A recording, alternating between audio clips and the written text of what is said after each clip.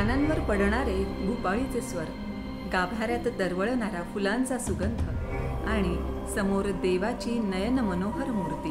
फक्त विचार जरी केला तरी मनाला पावित्र्याचा स्पर्श होतो, कारण तन मन प्रसन्न करणारी ही मूर्ती घडवलेली असते स्वाती साळुंके यांच्यासारख्या प्रतिभावंत मूर्तिकाराच्या हातांनी. ऐतिहासिक पार्श्वभूमी लाभलेलं पैठण हे त्यांचं मूळ गाव.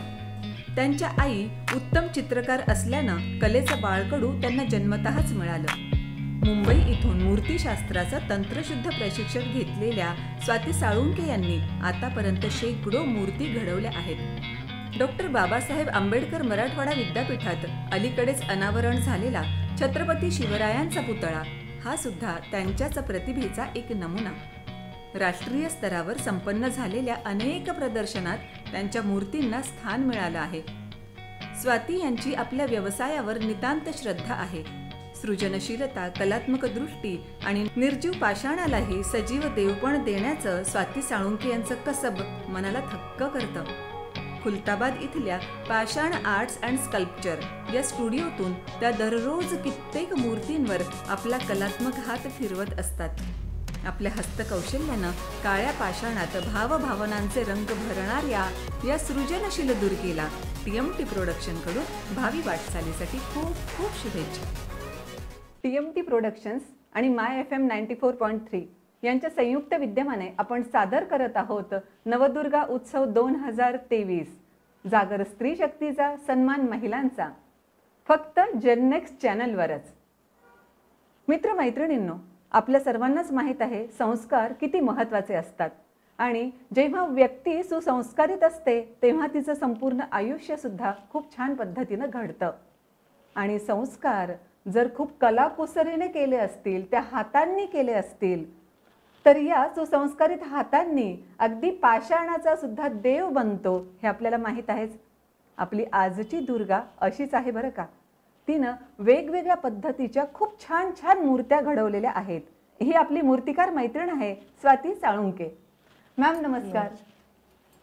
शिल्पकला हा विषय जर म्हटला तर माझ्या मैत्रिणींप्रमाणे सगळ्यांनाच असं वाटत असेल की तो पुरुषांचं क्षेत्र आहे आणि अशा क्षेत्रामध्ये तुम्ही जवळपास एक 28-29 वर्षांच्याही अगोदर तिथे गेला आहात. कसं काय, म्हणजे शिल्पकलेकडे का वळावं असं वाटलं तुम्हाला अचानक? तसं लहानपणापासून कलेचे संस्कार घरातच घडलेत. माझे आजोबा दहिवाळ गुरुजी ते चांगले चित्रकार होते. माझी आई जिनी या फील्ड मधलं शिक्षण न घेताही आज जवळपास 201 पेंटिंग तिने स्वतःसाठी केलेले आहेत आणि तिथपासून तो प्रवास चालू झाला लहानपणापासून. त्यानंतर मिस्टर सुद्धा ह्याच फील्ड मधले आहेत. आम्ही दोघं, मला सुरुवातीला शिल्पकलेची खूप आवड होती, पण इथे जेव्हा माझं बॅचलर्स झालं BFA गव्हर्नमेंट स्कूल ऑफ आर्टला, तिथे शिल्पकला विभाग नव्हता. आणि मुळात स्वभाव पण तसा भिडस्त नव्हता की मी मुंबईला जाऊन शिकू शकेल. पण माझे या फील्ड मधले गुरु माझे पती, त्यांनीच मला शिल्पकलेबद्दल सांगितलं, म्हणजे शिकवत गेले. आणि तसं प्रत्येक काम नव्याने काहीतरी शिकवतं. सुरुवात केली की ते आपण कुठे चुकतोय, काय करायला हवं, काय इम्प्रूव्हमेंट व्हायला पाहिजे, हे कामच सांगतं आपल्याला. आणि तशा पद्धतीने मग आजपर्यंतचा प्रवास झालाय. आणि आता पुढे मुलगी पण माझी JJ स्कूल ऑफ आर्टला शिकते, मास्टर्स करते आता फाईन आर्ट डिपार्टमेंटला. आणि छोट्या मुलीचंही काम खूप सुंदर आहे. ओके, म्हणजे तुमचं संपूर्ण कुटुंबच अगदी या पद्धतीनं कलेच्या क्षेत्रामध्ये वावरतंय. ग्रेट, छानच वाटलं. या शिल्पकलेच्या संदर्भानं काही वेगळे वेगळे अनुभव तुम्हाला आले असतील ना? काही चांगले, काही वाईट, अशा सगळ्याच प्रकारचे काही तशा आठवणी असतील? नाही म्हणता येणार, सगळेच अनुभव चांगले होते. अप्रिसिएशन खूप मिळालं आणि कामामुळेच काम मिळत गेलं. म्हणजे फार असे वेगळे प्रयत्न आम्हाला काम मिळवण्यासाठी नाही करावे लागले. आता औरंगाबाद सोडून आम्ही खुलताबाद सारख्या ठिकाणी जाऊन आमचा स्टुडिओ थाटलाय. पण तिथे इतक्या दूरपर्यंत लोक येत आहेत आजही, आणि ते कुठलं तरी काम बघून की तुम्ही हे काम केलंय तर त्या कामाच्या रेफरन्सनी नवीन काम मिळतंय आम्हाला. त्यामुळे वाईट तर अनुभव कुठलेच नाही आले. पण मग असे सांगण्यासारखे काही वेगळे? सांगण्यासारखे म्हणजे ज्या युनिव्हर्सिटीमध्ये आम्ही शिक्षण घेतलं, जे डिग्री घेतली, त्या युनिव्हर्सिटीसाठी शिवाजी महाराजाचं शिल्प घडवण्याची चान्स मला मिळाला. मुळात तिथे त्यांनी कॉम्पिटिशन घेतली होती जिथे मॉडेल वेगवेगळ्या आर्टिस्टचे बोलवले होते आणि जे स्कूल ऑफ आर्टचे फाईन डिपार्टमेंटचे 2 सर लोक होते आणि सिनेट मेंबर्स होते. जे ब्लाइंडमध्ये त्यांनी ती कॉम्पिटिशन घेतली आणि दोन्ही मॉडेल माझी फायनल झाली. तर तिथे कोर्टाने असा निर्णय दिला होता, म्हणजे ऑब्जेक्शन घेतलं एका आर्टिस्टनी, पण तो कोर्टातही गेला होता. पण मग कोर्टाने असा निर्णय दिला की कलेच्या क्षेत्रात L1 L2 हा निकष नकोय. तिथे तुम्ही क्वालिटी बघा. हे म्हणजे एक फार आयुष्यभर आठवणीत राहण्यासारखी गोष्ट होती. बरोबर. आणि दुसरे आता जे आम्ही केलंय राजभवन मुंबई येथे, कोश्यारीजी राज्यपाल असताना तिथे काम करण्याची संधी मिळाली की महादेवाचं 16 फुटाचं शिल्प आणि नंदीचं 10 फुटाचं शिल्प आम्ही तिथे घडवलंय, ज्याच्या बॅकग्राऊंडला कम्प्लीट समुद्र आहे. वाळकेश्वरला आहे ते, मरीन लाईन दिसतं तिथनं. आणि ते चॅलेंज असं होतं की ते काम आम्ही थर्माकोल कटिंगमध्ये करून आणू शकत होतो, कारण माझं छोटं मॉडेल की मॉडेल माझं रेडी होतं, त्याच्याहून एनलार्जमेंट आम्हाला सहज मिळू शकत होती. पण माझं अशी इच्छा होती की एवढं क्रेडिटेबल काम माझ्या हातून जर झालं तर त्याचं समाधान आयुष्यभर राहील. तर ते 2 महिन्यामध्ये मी महादेवाचं क्ले मॉडेल आणि नंदीचं क्ले मॉडेल दोन्हीही केलं, कारण 2 महिन्याचा अवधी याच्यासाठी होता की PM आपले मोदीजी त्यांच्या हस्ते त्याचं उद्घाटन होतं. अच्छा. तर त्यांच्या हस्ते उद्घाटनही झालं. चांगले चांगले आता तिथे येणारे गेस्ट प्रत्येक जण तिथपर्यंत जाऊन फोटो काढतायत. जे योगी आदित्यनाथ वगैरे सगळ्यांचे फॉरेन डेलिगेट्स असतात, त्यांचे ते पण तिथे उभं राहून फोटो काढतात त्याच्या बॅकग्राऊंडला. तर ते एक अभिमानाची गोष्ट आहे. आणि त्यानंतर कोश्यारीजींनी आम्हाला ॲज अ गेस्ट म्हणून, कारण त्यांची अट अशी होती की कुठलीही झाडाची फांदी न तोडता तुम्ही ते त्या पॉइंटला न्यायचं आहे. तर तो एक कसरतीचा भाग होता आणि ते इन्स्टॉलेशन त्यांनी त्यांच्या हॉलमधनं वरतून बघितलं. अच्छा अच्छा. तर त्यांनी सांगितलं की मला आर्टिस्टला भेटायचं आहे, तर त्यासाठी त्यांनी आम्हाला 6 दिवस राजभवनात गेस्ट म्हणून ठेवलं. फार अच्छा. आणि ॲप्रिसिएशन लेटर दिलं आणि बक्षिसाची रक्कम आगाऊ दिली. अरे वा, मस्त. हे एक आहे. आणि आता लेटेस्ट जे आहे ते म्हणजे राजभवनमध्ये तर अजून बरीच कामं झाली आहेत.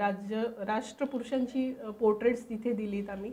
नवीन जे राजभवनमध्ये बंगला झालाय राज्यपालांसाठीचा तिथे आहे. बंकर जे तिथे सापडलंय तिथे भरपूर म्युरल्स आहेत आमची, स्कल्पचर्स आहेत. आणि आता लेटेस्ट जे आहे आयटोचं जे कन्व्हेन्शन झालं औरंगाबादमध्ये, ऑल ओव्हर इंडियाचे जे आले होते टुरिस्ट ऑर्गनायझेशनवाले, तर त्यांनी चीफ गेस्टसाठी आमच्याकडनं कैलाश मंदिराची प्रतिकृती बनवून घेतली, जी अगदी 1.5 बाय 2 फुटाच्या स्केलमध्ये आहे फक्त. आणि त्याची स्केल आहे ती हाईट ओरिजिनल मंदिराची 100 फुटाची. ती स्केल तेवढ्या छोट्या ह्याच्यात बसून मला ते जमलं, त्याचं समाधान वेगळंच आहे. मस्त. आणि मुळात कैलासचा जो म्हणतात की शिल्पकार जो होता ओरिजिनल आर्किटेक्ट, तो पैठणचा होता. अरे वा. कोकस वर्धकी म्हणून. आणि मी पैठणचीच, कदाचित काहीतरी असेल लिंक. हे कामाचं समाधान जे मिळतं ते एकदम वेगळंच असतं. मॅम, मला आणखी एक विचारायचं आहे की आमच्यासाठी म्हणजे नॉर्मल पीपल जे आहेत की ज्यांचं शिल्पकलेशी फक्त पाहणं किंवा त्या सौंदर्याचा आस्वाद घेणं एवढा संबंध असतो, शिल्पकला एवढाच शब्द आम्ही वापरतो, पण त्याच्यातही काही प्रकार आहेत किंवा आणखी काय काय वैविध्य आहे? त्याच्यात प्रकार असं म्हणता नाही येणार. रिअलिस्टिक आणि ॲब्स्ट्रॅक्ट असे असतात. क्रिएटिव्ह स्कल्पचर्स हे प्रकार आहेत. तर समोरच्यांची मागणी काय आहे त्यानुसार आम्ही वर्कआउट करतो. तर सगळ्याच प्रकारची शिल्प झाली आहेत. व्यक्तिचित्र जे असतं, व्यक्तिशिल्प, ते सुद्धा भरपूर झाली आहेत. आंबेडकरांचं झालंय, निलंग्याला झालंय, म्हणजे मेटलमध्येच दिलीत आपण ती. पैठणला मेटलचं शिवाजी महाराज आहे, गंगापूरला मेटलचं शिवाजी महाराज आणि आंबेडकरांचं दोघांचं शिल्प आहे.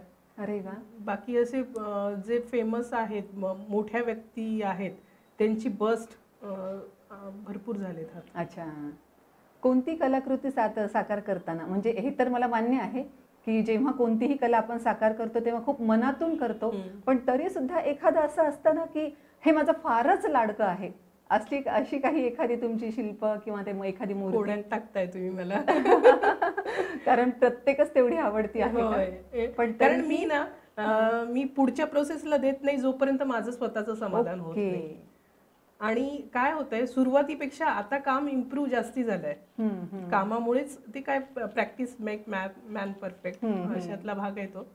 पण काही शिल्प अशी आहेत की ती आजही बघितली तर त्यात मी स्वतः त्यात चुकी नाही काढू शकत की नाही असं नाही, असं केलं असतं तर कदाचित चांगलं झालं असतं.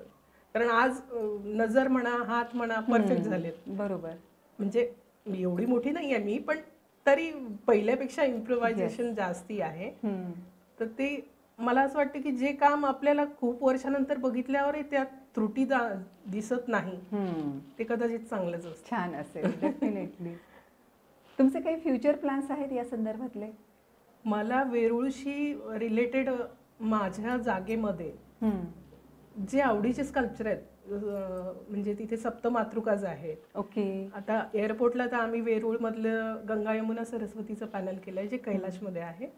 आणि मला भरपूर अजून बाकी आहे करायचं. ते मला माझ्या जागेत उभं करायचंय. नाही कुठे म्हणजे असं चान्स नाही मिळाला तर मी माझ्या जागेत नक्की उभं करणार. आणि आमचं स्टुडिओ सुद्धा वेरूळच्या लेण्यांच्या टॉपलाच आहे. ग्रेट. कदाचित ते कनेक्शन काहीतरी असेल. पण मग कदाचित त्याच कनेक्शनमुळे तुम्ही हे शहर सोडून तिकडे गेलात. असेल असेल. अदरवाईज सगळेजण ग्रामीण भागातून शहरामध्ये येत असतात. वेड्यात काढलं लोकांनी आम्हाला सुरुवातीला, पण आता तेच लोक येऊन आनंद घेतात त्या जागेचा. ग्रेट. आपण आता ह्या नवरात्रोत्सवामध्ये बोलत आहोत म्हणून या संदर्भातही मला आणखी 2 प्रश्न विचारावेसे वाटतात. जगामध्ये बऱ्याच वाईट गोष्टी आहेत असं आपण सहसा म्हणत असतोच. जर तुम्हाला तेवढी ताकद दिली, सामर्थ्य दिलं तर जगातली कोणती गोष्ट तुम्ही बदलू इच्छिता? स्त्रीवर आजही होणारा अन्याय जो आहे तो बंद करावा, म्हणजे बंद व्हावा. तिला तिचा स्कोप फुलफिल मिळावा. आयुष्याचा जोडीदार जर तिला साथ देणारा असेल ना तर ती कुठलंही चॅलेंज स्वीकारू शकते आणि कम्प्लीट करू शकते. तर निदान जोडीदार तरी साथ देणारा असावा एवढीच अपेक्षा. म्हणजे कदाचित मला असं वाटतं तुम्हाला हेच सांगायचं असेल की जगामध्ये प्रत्येक जोडी जी आहे ती खूप चांगल्या पद्धतीने एकमेकांना कोऑपरेट करणारी असावी. आणि जर आता देवीनंच तुम्हाला सांगितलं कुठलाही वर माग तर काय मागणार? जोपर्यंत हातात ताकद आहे, शरीरात ताकद आहे तोपर्यंत मी माझी कला चालू ठेवावी अगदी शेवटच्या श्वासापर्यंत. एवढी ताकद मला देवीने द्यावी. ग्रेट. खूपच छान. मैत्रिणींनो, आपल्या लक्षात आलं असेलच सुसंस्कारित मन जसे खूप छान असतात तसेच जेव्हा कलेच्या हातामधून काही संस्कार घडतात तेव्हा एक खूप सुंदर शिल्प उभं राहिलेलं असतं. अशीच शिल्पकार असणारी आपली मैत्रीण आपल्याला भेटली आहे. खूप छान पद्धतीने तिच्याशी गप्पाही झाल्यात. यातल्या नेमकी तुम्हाला कोणत्या गोष्टी आवडल्या आणि कोणत्या बाबींमुळे तुम्हालाही इन्स्पिरेशन मिळालं ते आम्हाला खाली कमेंट बॉक्समध्ये लिहून अवश्य कळवायचं आहे. Thank you so much. Thank you ma'am.